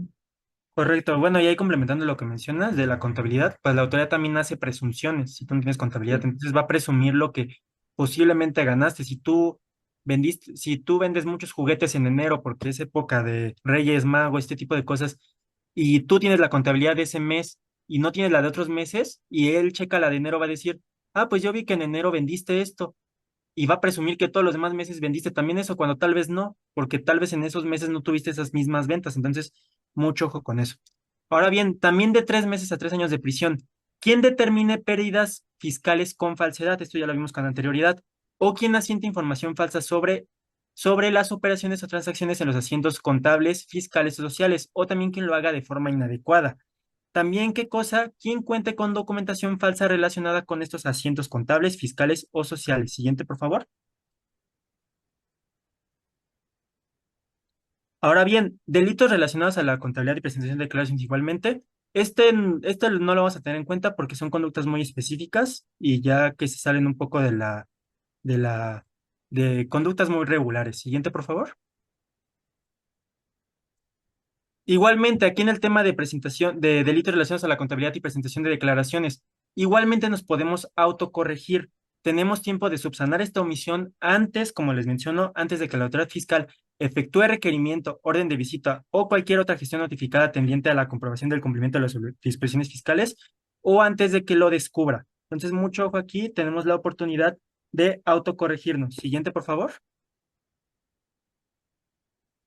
Igual, tema de preclusión y prescripción, como les mencionamos, 5 años. Siguiente, por favor. Ahora bien, de lo administrativo a lo penal, aquí queremos hablar de cómo transicionamos de estar en un problema con el fisco en la parte administrativa a atenderlo en la parte penal. ¿Qué tenemos que tener en cuenta? Si nosotros incumplimos con una obligación fiscal como lo vimos con anterioridad, puede haber consecuencias administrativas y penales. En la parte administrativa puede haber actos de fiscalización del SAT, nos imponen créditos fiscales, nos imponen multas, nos restringen los sellos o otras sanciones que hemos visto. ¿Qué va a pasar a partir de esto? Pues el contribuyente naturalmente se puede llegar a defender a través de recursos como el amparo indirecto, a través del recurso de revocación, a través del juicio de nulidad o después del juicio de nulidad el amparo directo. Pero a su vez, también podemos estar enfrentando una parte penal que se puede llegar a desarrollar al mismo tiempo que estamos enfrentando la parte administrativa. En la parte penal, ¿qué puede llegar a pasar?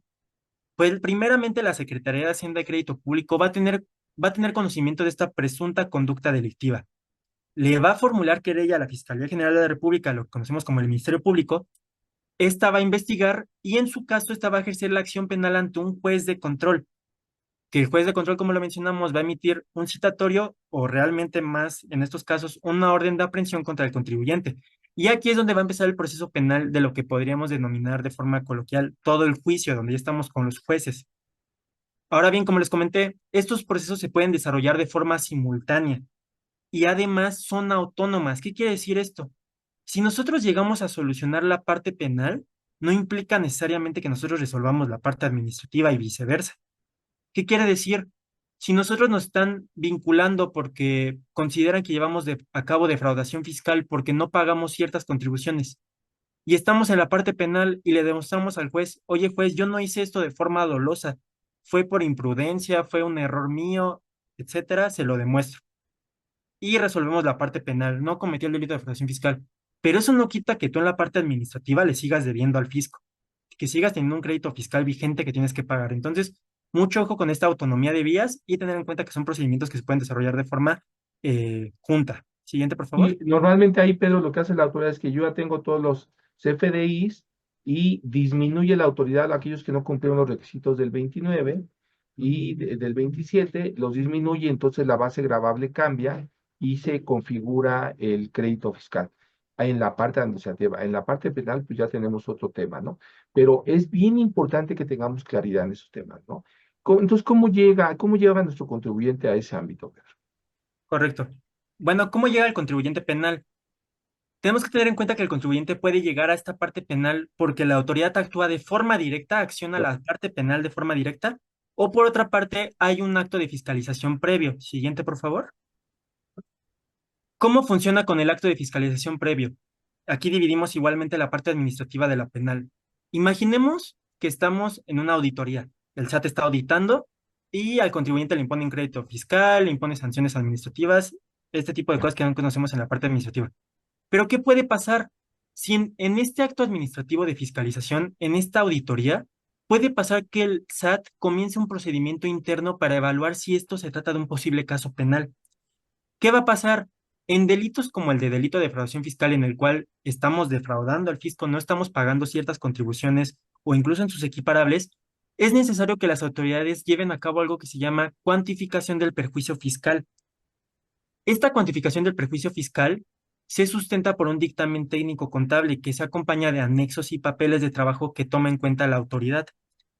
A partir de esta cuantificación del perjuicio fiscal, la autoridad le da vista a la Procuraduría Fiscal de la Federación, que es parte de la Secretaría de Hacienda y Crédito Público. ¿Por qué le da vista? Porque para el delito de defraudación fiscal es obligatorio que la Procuraduría Fiscal de la Federación intervenga en el proceso. ¿Qué va a hacer la Procuraduría? Va a evaluar el caso y en su caso le va a formular querella a la Fiscalía General de la República, al Ministerio Público. Esta Fiscalía General de la República va a ejercer en su caso la acción penal ante un juez de control. Entonces aquí podemos ver cómo a partir de un acto de administrativo de fiscalización, de forma interna en el SAT, ellos pueden estar llevando actos para elevarlo a un caso penal. Siguiente, por favor. Ahora bien, Corre en la sus parte, suertes ajenas, ¿no, Pedro? Corre suertes diferentes. Ahí va al margen y el contribuyente a veces ni cuenta se da, ¿no? correcto, sí. Y siguiendo esta línea que nos comenta el maestro Raúl, hay otra parte, la actuación penal directa. No hay acto previo de fiscalización al contribuyente. Pero ¿qué pasa? ¿Hay alguna autoridad, hay alguna institución como un banco o hay alguna persona que hace saber sobre la probable comisión del delito de un contribuyente directamente, ya sea a la Secretaría de Hacienda y Crédito Público a través de la Procuraduría Fiscal de la Federación o a través del SAT o directamente a la Fiscalía General de la República? ¿Qué va a pasar con estas autoridades? Van a realizar sus investigaciones pertinentes y en su caso van a proceder lo que les corresponda a cada una de ellas. Por ejemplo, la Secretaría de Hacienda y Crédito Público, si encuentra el delito fiscal, va a decir, pues le voy a avisar a la Fiscalía General de la República, voy a formular querella. Pero por otra parte, la Fiscalía General de la República ya podría irse directamente a ejercer la acción penal ante un juez de control. Claro que aquí se tienen que cumplir algunos elementos que se llaman requisitos de procedibilidad. Por ejemplo, la Fiscalía, en el caso de defraudación fiscal, no puede ejercer la acción penal sin que antes la Procuraduría Fiscal de la Federación intervenga para formular esta querella. Se le llama requisito de procedibilidad. Hay ciertos delitos en los que se requiere que intervenga la Procuraduría Fiscal de la Federación o el SAT o este tipo de aspectos. Se deben de cumplir ciertos requisitos. Siguiente, por favor. Ahora bien, aunque no haya un acto de fiscalización previo, hay que tener en cuenta que en estos delitos que les comenté que se requiere una cuantificación del perjuicio fiscal, como es el delito de defraudación fiscal, aunque no haya este acto previo de fiscalización, sí es necesario que las autoridades lleven a cabo esta cuantificación del perjuicio fiscal. ¿Por qué? Porque es prácticamente un requisito para que se formule la querella ante la Fiscalía General de la República. Ahora bien, ¿qué delitos generalmente se llegan a perseguir de forma directa por la autoridad fiscal sin que haya un acto de fiscalización previo? Uno es el que vimos del 113 bis, el de los FDIs que amparan operaciones inexistentes o simuladas. ¿Cómo hace esto? A través del cruce de información de las bases de datos, de la información de instituciones financieras y bancarias y de la colaboración con otras autoridades. ¿Qué otro delito se persigue de forma directa también? Los esquemas de defraudación fiscal a través de la subcontratación de personal. ¿Qué hace aquí la autoridad fiscal? Pues colabora con la Secretaría del Trabajo, con el IMSS y con otras autoridades. Siguiente, por favor. Muy importante, tropicalización de la prueba. ¿A qué se refiere esto? Nosotros debemos de saber que las evidencias utilizadas en el proceso penal para acreditar que un contribuyente llevó a cabo un delito fiscal deben ser obtenidas mediante control judicial. ¿Qué quiere decir esto? Que la Fiscalía General de la República debe solicitar autorización de un juez de control para obtener estas pruebas e integrarlas al proceso penal.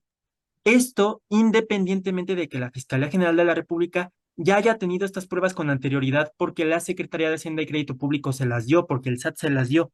Entonces, mucho ojo, en el proceso penal se requiere un control judicial. La Fiscalía debe tener estas pruebas mediante, con autorización de un juez. ¿Qué pasa? Si estas pruebas no se obtienen mediante control judicial, son pruebas ilícitas y estas pruebas ya no van a ser, ya no van a poder ser usadas para inculpar al contribuyente y demostrar su responsabilidad. Siguiente, por favor. Estas son tesis relacionadas con este tema de la tropicalización de la prueba, entonces vamos a pasarlas, pero se las dejamos en el material. Y ahora bien, vamos con los responsables de la Comisión de Delitos Fiscales. ¿Quiénes son responsables? Pues debemos de saber que pueden ser responsables tanto personas físicas como personas morales. Las personas morales, las empresas no se salvan de cometer un delito fiscal. Siguiente, por favor. Vamos a ver primero el tema de las personas físicas. Aquí hay que tener en cuenta que hay autores y partícipes. ¿Quiénes son los autores? Quienes realizan directamente la conducta que es contraria a la ley y que se considera como delito, que está tipificada como delito. Y partícipes, ¿quiénes son? Los que ayudan a los autores a que el delito se cometa. Entonces, ¿qué pasa con las personas físicas? Pues son responsables las personas físicas que conciertan la realización del delito, es decir, que acuerden o preparen la realización de un delito. Quienes realizan la conducta antijurídica descrita en la ley como delito, es decir, quien realiza la conducta que está descrita, que es un delito. ¿Cómo? Como autores, que realizan por sí mismos los delitos. Quienes cometen conjuntamente el delito, es decir, como coautores, cometen el delito con otra u otras personas. ¿Quiénes, además de personas físicas?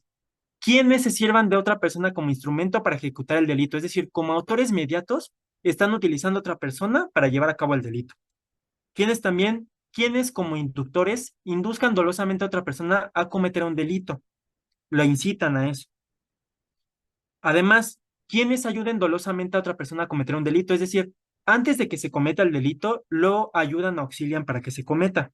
O por otra parte, lo auxilian después de que haya sido cometido el delito, es decir, como encubridores, después de que se cometa el delito, ellos ayudan a que esta persona pues no se les descubra que llevó a cabo el delito, por ejemplo. Siguiente, por favor. Ahora, fundamental. Esta slide es fundamental para las personas físicas y es algo que tiene muchísima relevancia en el tema de los delitos fiscales. ¿Quién nos dice? Que las personas físicas también son responsables por tener la calidad de garantes, derivado de disposición jurídica, de contratos o de estatutos sociales o escrituras, en los delitos en los que ellos como garantes tenían la responsabilidad de evitar que se cometiera este delito. ¿Cuál es el ejemplo más importante? En las personas morales, en las empresas de las que ustedes son parte, se debe considerar que ustedes son garantes si son representantes legales, si son en el administrador único, si son parte del consejo de administración, si son apoderados, si son comisarios, si son directores o gerentes generales, o si tienen cualquier otro cargo por el cual ustedes tienen la responsabilidad de vigilar que un delito no se cometa. ¿Qué pasa? Como esto ya está establecido en la norma, que son responsables fiscales los garantes, lo que pasa es que la Fiscalía General de la República, o como conocemos el Ministerio Público, ya no debe acreditar que estas personas realizaron la conducta específica del delito, sino que de forma automática son responsables por el simple hecho de tener este cargo en la persona moral que llevó a cabo el delito. Entonces, mucho ojo, porque así vinculan a muchas de las personas físicas cuando se llegan a cometer delitos a través de personas morales. De forma automáticamente las vinculan porque son garantes. Mucho ojo con esto. Siguiente, por favor. Un ejemplo de la responsabilidad por ser garante, el tema de la e-firma.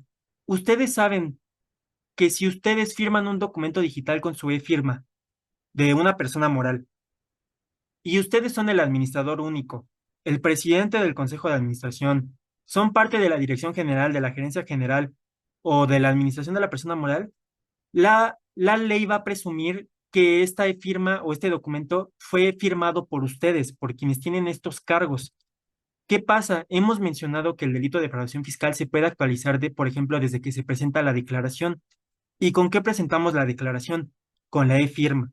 Entonces, mucho ojo, que si con una persona moral se comete el delito de defraudación fiscal por algún error, pues quienes van a tener la principal responsabilidad van a ser quienes presentaron esta declaración, que la norma va a presumir que son estas personas que les comenté, el administrador único, dirección general, gerencia general, presidente del consejo de administración, etcétera. Entonces, mucho ojo aquí con el uso que le dan a la e-firma y con los cargos que ustedes ocupan en sus personas morales y la responsabilidad que ustedes tienen de evitar que se cometan estos delitos.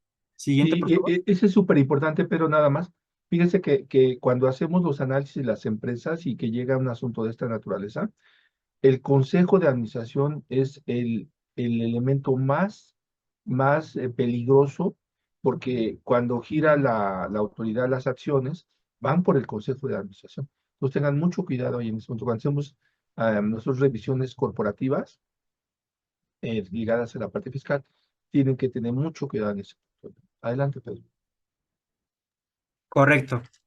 Ahora bien, también porque otras cosas son responsables las personas físicas en tema de delitos fiscales, pues son responsables quienes propongan, establezcan o lleven a cabo por sí mismos o a través de otra persona actos, operaciones o prácticas de cuya ejecución directamente resulte un delito fiscal. Esto como derivado de un contrato o convenio que implique el desarrollo de una actividad independiente. ¿A qué se refiere esto? Esto se refiere a los asesores fiscales, a los abogados, a los contadores, a los financieros, incluso que llegan a dar consejos fiscales. Nosotros como asesores fiscales también tenemos una responsabilidad penal si proponemos, establecemos o llevamos a cabo algún acto o operación que pueda llevar como consecuencia un delito fiscal. Entonces, mucho ojo aquí con los asesores fiscales, que también tenemos una responsabilidad y tenemos que tener cuidado y responsabilidad en nuestra profesión. Siguiente, por favor. Ahora bien, personas morales. Vamos al tema con las personas morales. ¿Ellas de qué son responsables? ¿De qué delitos son responsables? Pues ellas son responsables de los delitos cometidos a su nombre, por su cuenta, en su beneficio o a través de los medios que éstas proporcionen. ¿Cuándo? Muy importante. Cuando hubiera inobservancia en el debido control de la organización. Esto quiere decir, y lo vamos a ver más adelante, que si hay un debido control de la organización, una persona moral no puede ser responsable de un delito fiscal que se cometió, ya sea porque alguna de las personas físicas que estaban dentro de ella lo cometieron. Entonces, este es un tema fundamental y lo vamos a platicar más adelante, entonces téngalo mucho en cuenta. Ahora bien, las personas morales solo pueden ser responsables por los delitos fiscales como el de defraudación fiscal y sus equiparables y por el de expedición, enajenación, compra o adquisición de CFDIs que amparan operaciones inexistentes o simuladas, que como comentamos al inicio, se puede relacionar con el tema del lavado de dinero. También porque otro delito pueden ser culpabilizadas las personas morales por el delito de contrabando, que no lo vimos en esta plática, pero es un delito de prácticamente comercio exterior. Siguiente, por favor. Ahora bien, muy importante respecto a la responsabilidad de las personas morales. La responsabilidad penal que pueden tener las personas morales, las empresas, y la que tienen sus representantes, administradores o las personas físicas que se involucraron en el delito que está con la persona moral es independiente. ¿Qué quiere decir esto? Que si, por ejemplo, una persona física que está involucrada huye de la justicia o, por ejemplo, ella de forma separada logra obtener una sentencia en la que la absuelven del delito en la que no es responsable, esto no afecta el procedimiento que se tiene contra las personas morales. Entonces, ojo aquí, los procedimientos en los que se persiguen a las personas morales y a las personas físicas, incluso prácticamente por un mismo delito, es separada, no depende una del otro.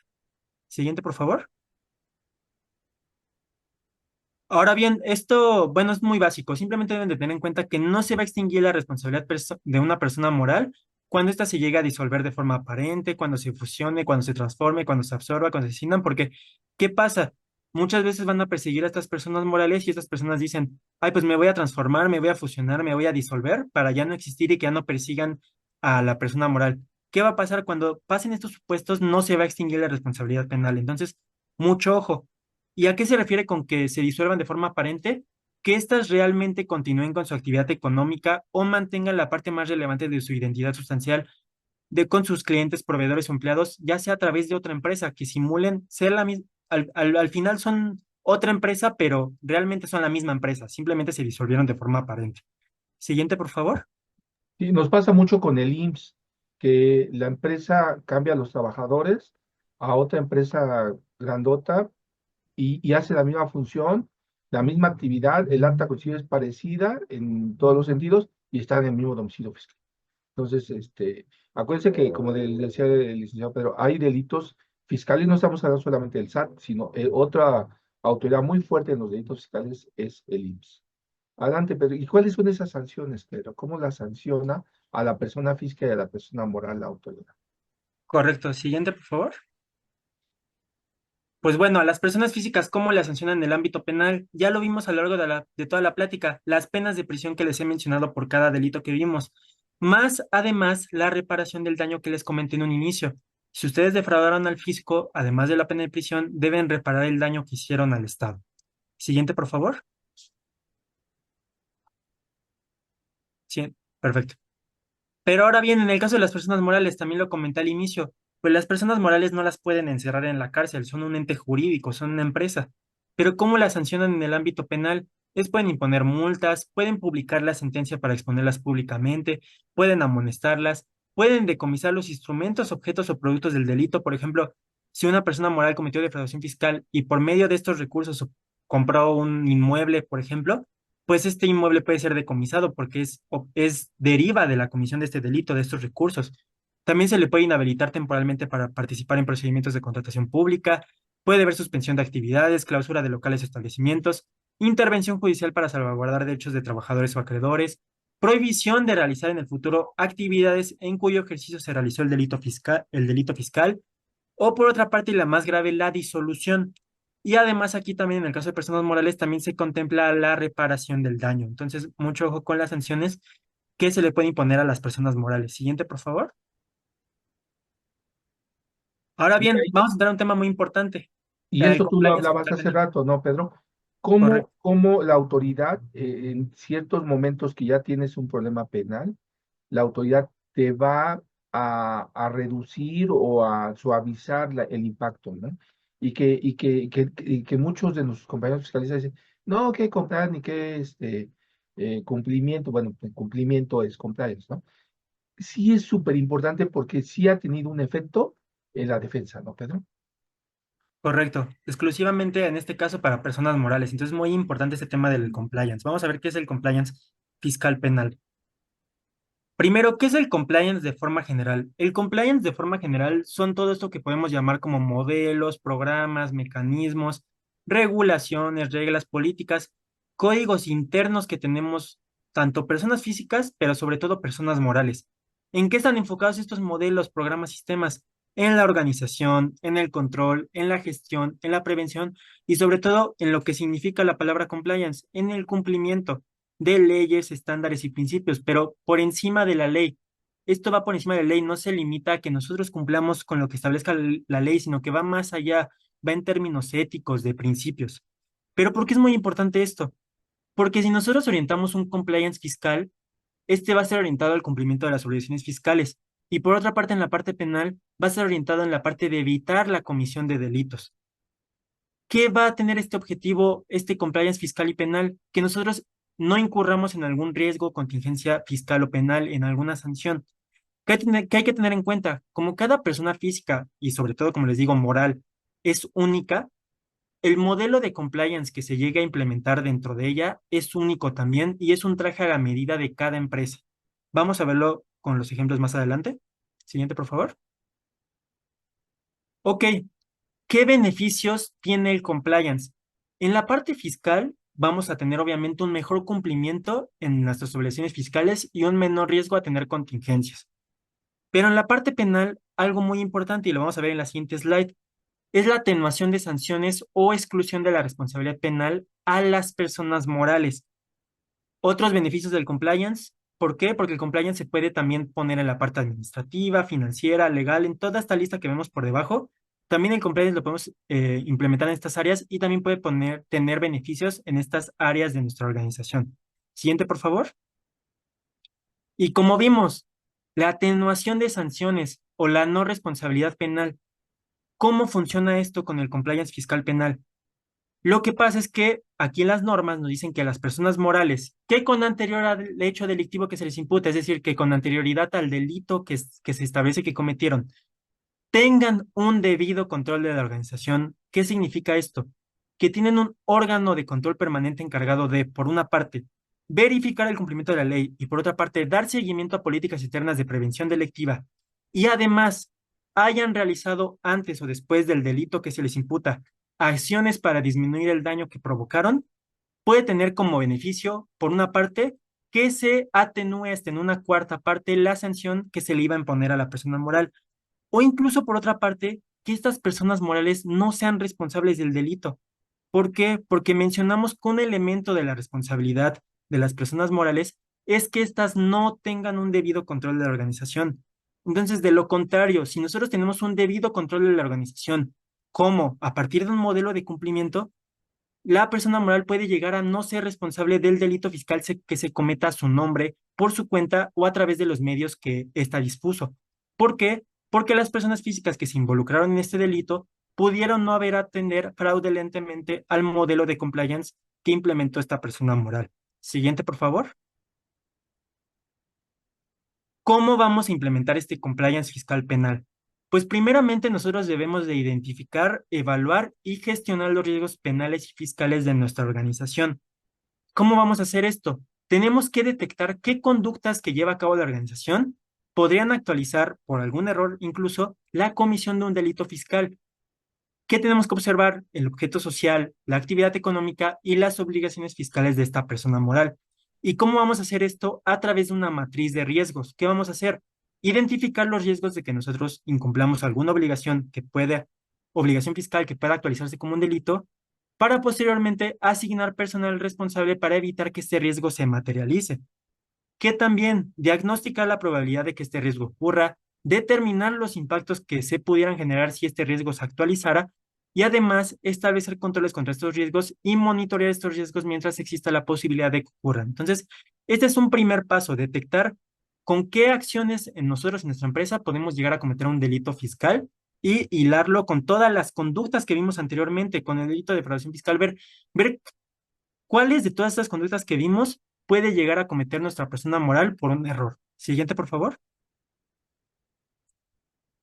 Ahora bien, también para un estándar mínimo para su implementación, tenemos que tener en cuenta lo que nos establece la Ley General de Responsabilidades Administrativas en su artículo 25. ¿Por qué? Porque nos establece lo que se llama una política de integridad, que es parte fundamental del compliance. ¿Qué nos dice? Que una política de integridad debe contar con al menos un manual de organización y procedimientos con las funciones y responsabilidades de cada una de las áreas de la organización y que especifique las cadenas de mando y liderazgo de toda la estructura. Que también un código de conducta que conozcan todos los miembros de la organización y que tenga sistemas y mecanismos que se apliquen de forma real. Que también sistemas de control y vigilancia y de auditoría que examinen constantemente a la organización en el cumplimiento de este modelo de compliance. También sistemas de denuncia internos y también hacia las autoridades, así como procesos disciplinarios y consecuencias para quienes incumplan con la normativa del compliance y la normativa en general interna y mexicana. También sistemas y procesos de entrenamiento y capacitación, políticas de recursos humanos para evitar que se incorporen personas que pudieran poner en riesgo a la integridad de la organización. Obviamente estas en ningún caso pueden ser discriminatorias por ningún motivo, pero además mecanismos que aseguren la transparencia y publicidad de los intereses de la persona moral. Siguiente, por favor. Ahora bien, también tenemos que tener en cuenta lo que nos dicen como referencia algunos códigos penales estatales, como el de Quintana Roo y Yucatán. Esto como dato curioso, estos códigos penales se trajeron estas reglas del Código Penal español y son reglas que no están tipificadas a nivel federal, pero que sí nos pueden servir a nosotros como contribuyentes para tener una idea de cómo podemos implementar este compliance. ¿Qué nos dicen estos códigos penales? Que un modelo de organización, gestión y prevención cumple con estos requisitos. Primero, identifica las actividades en las que se puede cometer los delitos a prevenir. Fue lo que les comenté de la matriz de riesgos. ¿Qué más? Adoptar protocolos o procedimientos para que se puedan adoptar decisiones y ejecutar decisiones para prevenir delitos. También que la organización prevenga modelos de gestión de recursos financieros que estén destinados únicamente a que no se cometan estos delitos. Ahora bien, también la obligación de informar sobre posibles riesgos e incumplimientos al organismo que va a estar encargado de vigilar este modelo de compliance. Ahora bien, también establecer un sistema disciplinario que sanciona a las personas que incumplan con estas medidas de prevención. Y por último, realizar una verificación periódica de este modelo y en su caso de que se modifique, pues también estarlo monitoreando. Siguiente, por favor. Ahora bien, ya para cerrar, ya vimos el tema preventivo, pero para tener en cuenta algunas alternativas en el proceso penal. Siguiente, por favor. Imaginemos que ya estamos en juicio, ya estamos frente a un juez. Juicio me refiero a la forma genérica desde que inicia el juicio. ¿Y qué otras alternativas tenemos nosotros como contribuyentes o imputados para llegar a un acuerdo con la autoridad y evitar, pues en este caso, lo más grave, una pena de prisión? Pues existen tres aspectos que se llaman acuerdos reparatorios, criterios de oportunidad y suspensión condicional del proceso. Vamos a ver cada una muy rápido. ¿Qué es un acuerdo reparatorio? Un contribuyente puede solicitar llegar a un acuerdo reparatorio con la Secretaría de Hacienda y Crédito Público. ¿En qué va a consistir esto? En que se pague la cantidad de dinero que se defraudó para reparar el daño causado al erario público, más otras acciones que puede ser como, por ejemplo, que el contribuyente promueva el cumplimiento de obligaciones fiscales. ¿Qué pasa? Este acuerdo reparatorio debe ser aprobado por la Fiscalía General de la República o por el juez de control. Y de ser aprobado y cumplido este acuerdo reparatorio, el juez de control va a sobreseer el asunto y se va a extinguir la acción penal. El contribuyente ya no va a ser encarcelado. Siguiente, por favor. Criterios de oportunidad. Un contribuyente puede solicitar un criterio de oportunidad. ¿Qué debe de hacer? Primero, debe de garantizar el daño que se causó al erario público. Y segundo, y muy importante, aportar información fidedigna para investigar y perseguir al beneficiario final del delito fiscal y comparecer a rendir su testimonio en el proceso penal donde va a coadyuvar, donde va a ayudar a perseguir a este beneficiario final. Este beneficiario final va a ser el que finalmente repare el daño que se hizo al erario público. El contribuyente que está participando en el criterio de oportunidad únicamente lo garantiza, pero quien va a reparar finalmente este daño va a ser el beneficiario final. ¿Cuál es un ejemplo de esto? El contexto de los EFOS y EDOS. Si hay un EFOS que emitió comprobantes fiscales que ampara operaciones inexistentes o simuladas, está en el proceso penal, él puede llegar a aportar información para investigar y perseguir al EDOS, al que le dio efectos fiscales a estos comprobantes fiscales. El tema aquí es que a la autoridad se le hace más grave la conducta de los cedos, porque es el que al final es el que lo perjudica directamente al darle efectos fiscales a los comprobantes fiscales, ¿no? Y Ahora bien, además queda, ¿no, Pedro? Y además lo encuentra. El EFO se va, se desaparece, pero el EDO ahí se quedó porque está trabajando, está operando. Ese es un elemento súper importante en este tipo de delitos y en correcto, este tipo de criterio de oportunidad, ¿no? correcto, y justamente si a Lefos lo llegan a agarrar en este ejemplo que dimos, pues este aún tiene una oportunidad de llegar a un acuerdo con la autoridad para perseguir al que es realmente el beneficiario de este delito. Entonces, esta es otra alternativa dentro del proceso penal. Y pues como datos curiosos de esto, debe ser autorizado por la Fiscalía General de la República más la Procuraduría Fiscal de la Federación. Y de ser otorgado y cumplido este criterio de oportunidad, pues la Fiscalía General de la República o el Ministerio Público, como les he mencionado, pues se va a abstener de ejercer la acción penal ante un juez de control. O por otra parte, si ya estamos en, digamos, en el juicio, como les comento, digo juicio de forma genérica, todo el proceso penal, el juez de control va a sobreseer el asunto y se va a extinguir la acción penal. Siguiente, por favor. Un antes, Dul, por favor. Perfecto, suspensión condicional del proceso. Esta es la última alternativa que prevemos y es que el contribuyente se puede solicitar a esto, a una suspensión condicional del proceso. ¿Qué implica esto? Que la Fiscalía General de la República o el contribuyente presenten un plan de reparación del daño causado al erario público. Si este plan debe ser cumplido por el contribuyente más una o varias condiciones más determinadas por el juez, que las vamos a ver en la siguiente slide. ¿Qué pasa con esta suspensión condicional del proceso? No procede para delitos cuya media aritmética exceda de 5 años de prisión. Por ejemplo, el delito de CFDIs que amparan operaciones inexistentes o simuladas supera estos 5 años. Entonces, no se podrá llegar a una suspensión condicional del proceso en este delito. Ahora bien, debe ser aprobada por el juez de control y de ser aprobada y cumplida, igual, se va a extinguir la acción penal. Siguiente, por favor. ¿Cuáles son las otras condiciones que puede determinar el juez de control en esta suspensión condicional del proceso? Que el contribuyente resida en un lugar determinado, que se capacite en un lugar o institución determinada, que preste algún servicio social a favor del Estado o de la beneficencia pública, que se someta a una vigilancia determinada, que se abstenga de viajar al extranjero o que cumpla cualquier otra condición que logre la efectiva tutela de la Secretaría de Hacienda y Crédito Público, ya que recordemos que ella es la víctima o ofendida en estos procesos penales. Siguiente, por favor. Y ya vamos a ir cerrando con conclusiones y recomendaciones. Como conclusiones, hay que recordar lo del inicio. En 2025 las autoridades están fortaleciendo sus actos de fiscalización y están investigando, persiguiendo y sancionando a los contribuyentes que están considerando han cometido delitos fiscales. Están fortaleciendo estas conductas. ¿Cómo lo podemos ver esto? En el plan maestro, como se los comenté, la Secretaría de Hacienda y Crédito Público está buscando participar más con la Fiscalía General de la República para combatir estos delitos. Y además estuvo la reforma al párrafo segundo del artículo 19 constitucional, donde, como mencionamos, ahora se aplica la prisión preventiva oficiosa en este contexto de cualquier actividad relacionada con falsos comprobantes fiscales. ¿Qué podemos hacer nosotros como contribuyentes a partir de este contexto? Nosotros debemos de adoptar un enfoque preventivo para justamente cumplir cabalmente con nuestras obligaciones fiscales, no incurrir en algún riesgo. Esto es muy importante y lo vamos a poder lograr a partir de la regularización del contribuyente y de aspectos como que comentamos como el compliance fiscal y penal que podemos desarrollar en nuestras organizaciones para evitar cometer estas infracciones o delitos ya en el ámbito penal. Siguiente, por favor. Y como recomendaciones, aquí les dejamos una serie de recomendaciones muy grandes. Vamos a leerlas rápidamente para que ustedes las tengan en cuenta en sus organizaciones. Primero, derivado de cualquier acto o resolución de las autoridades fiscales, siempre busquen asesoría inmediata, no lo dejen para después, porque los problemas penales justamente se previenen desde un inicio. Ahora bien, recuerden que justamente un cumplimiento de las obligaciones fiscales correcto y una defensa administrativa adecuada puede hacer que nosotros nos evitemos problemas penales.